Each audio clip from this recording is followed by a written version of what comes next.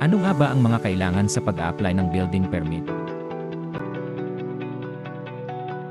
Una, dapat ikaw ay may titulo, tax declaration, at current year real property tax certification, o bayad ang amilyar mo sa taon nag-apply ka ng building permit. Pangalawa, kung hindi naman ikaw ang rehistradong may-ari ng lupa o pwesto, kailangan mo ng karagdagang dokumento katulad ng deed of sale, contract to sell, award, notice, lease contract kung ikaw ay nagrerenta, deed of assignment o donation, extrajudicial settlement at iba pa.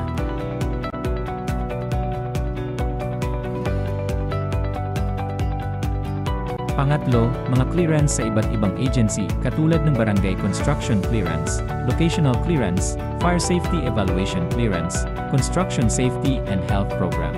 At kung applicable ito sa iyo ay kailangan din ng DPWH clearance, DNR clearance, at CAAB clearance.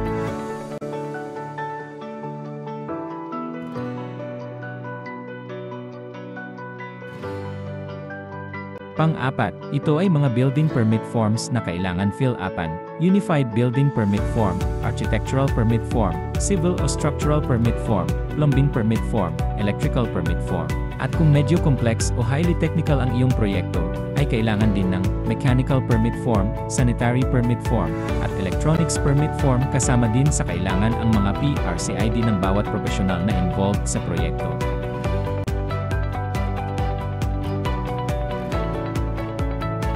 Panglima, ito na yung mga building plans o plano ng iyong itatayong proyekto. Isa na dito ang certification ng geodetic engineer na nasa tamang lupa itatayo ang iyong proyekto. Pangalawa, architectural plan ng architect. Pangatlo, civil o structural plan ng civil o structural engineer.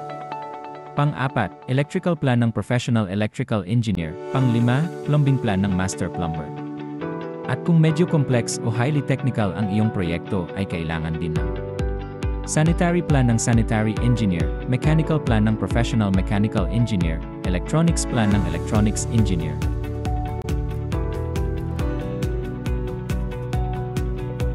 Pang-anim, kailangan din ng supporting documents, katulad ng project specification, project cost estimate o bill of materials, structural design analysis kung 2 palapag pataas o higit 20 square meter, soil boring test kung 3 palapag pataas, at electrical design analysis.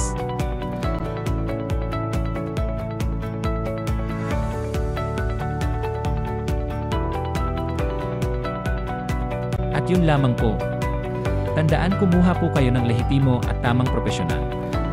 Kung may ibang katanungan, maaari po kayo magtanong sa aming official Facebook page o dumulong po sa aming tanggapan. Salamat po.